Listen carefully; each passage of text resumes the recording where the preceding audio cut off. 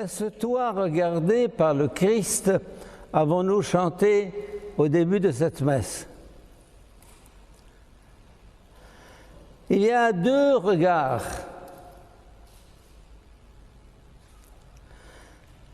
Et Jean-Paul Sartre a bien analysé le regard. Il y a le regard qui fige, qui bloque, qui condamne, qui juge. Et le regard d'infinie compassion.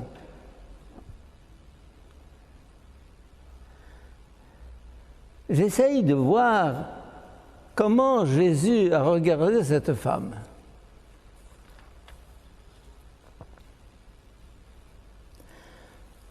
Essayons de nous représenter l'épisode. Il est là,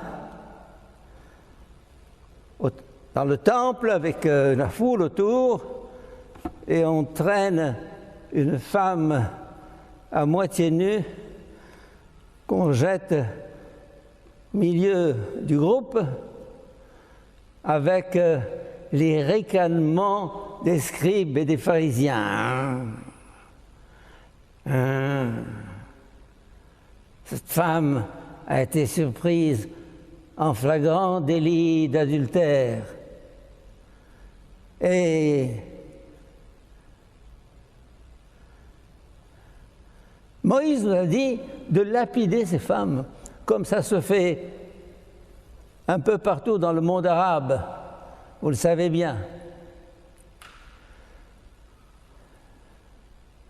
La question que je pose est la suivante: est-ce que cette femme a commis l'adultère toute seule ou avec quelqu'un?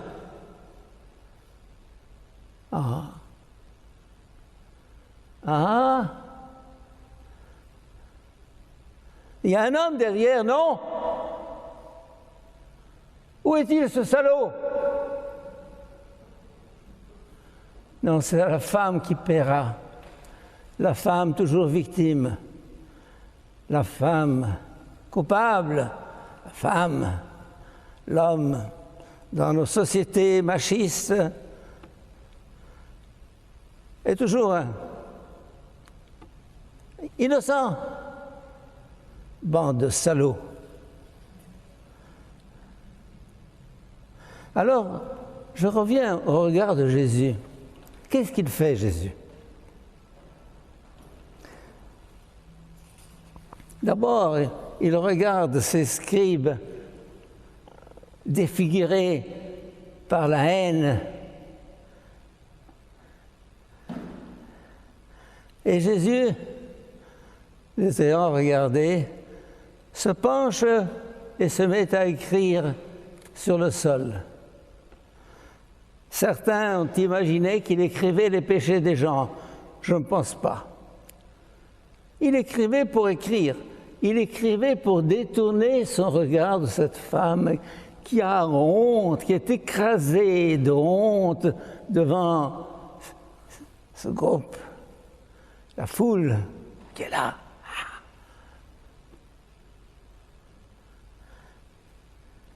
Et au bout d'un moment, sans regarder la femme, il se dresse et il dit: bon,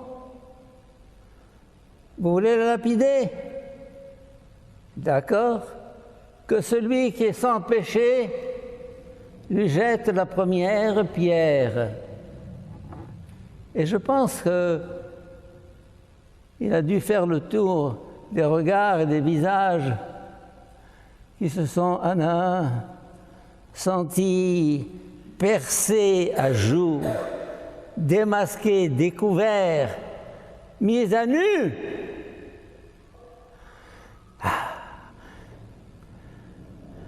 Et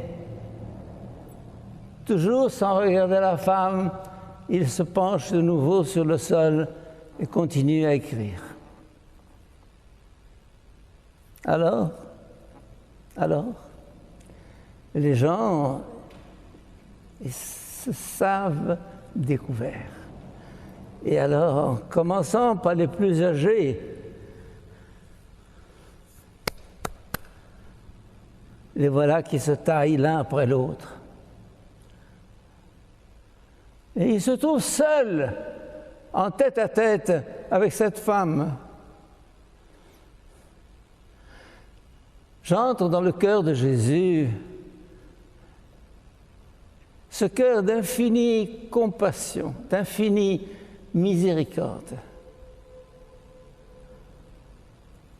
Il se dresse, et la femme est là, le regardant du coin de l'œil. Femme, personne ne t'a condamné. Personne, Seigneur. Moi non plus, je ne te condamne pas. Moi non plus, je ne te condamne pas. Le Christ n'est pas venu sauver, le Christ n'est pas venu dans le monde pour condamner le monde, mais pour sauver le monde. C'est lui-même qui l'a dit. Il est là non pas pour juger, mais pour sauver. Laisse-toi regarder par le Christ. Essayons de rencontrer ce regard de Jésus sur moi.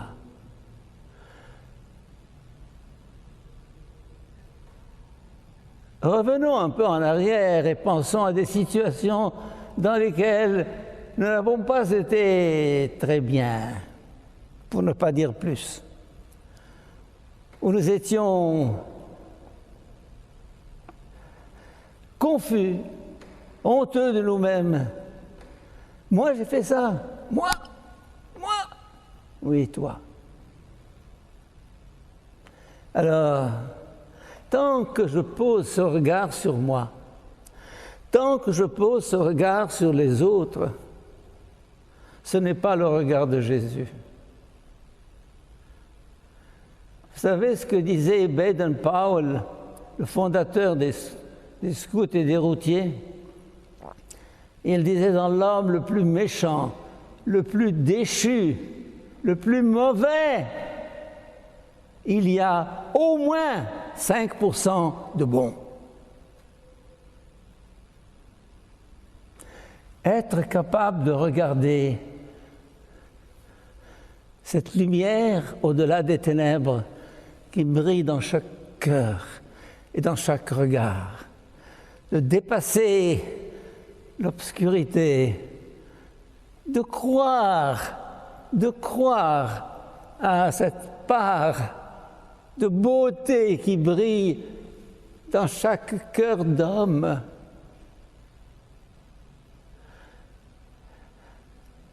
Un grand psychologue contemporain, Carl Rogers,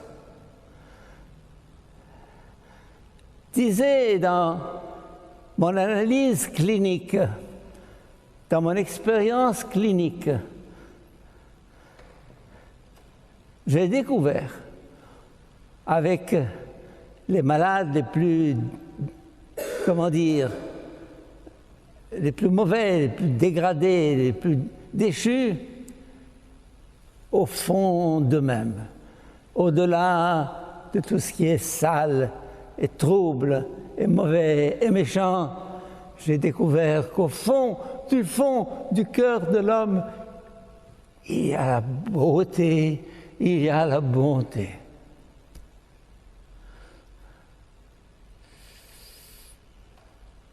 Je dis ça parce que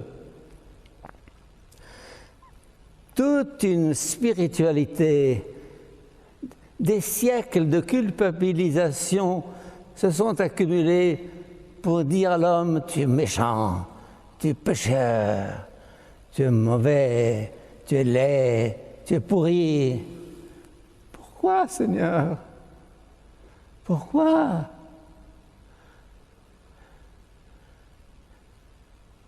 Non.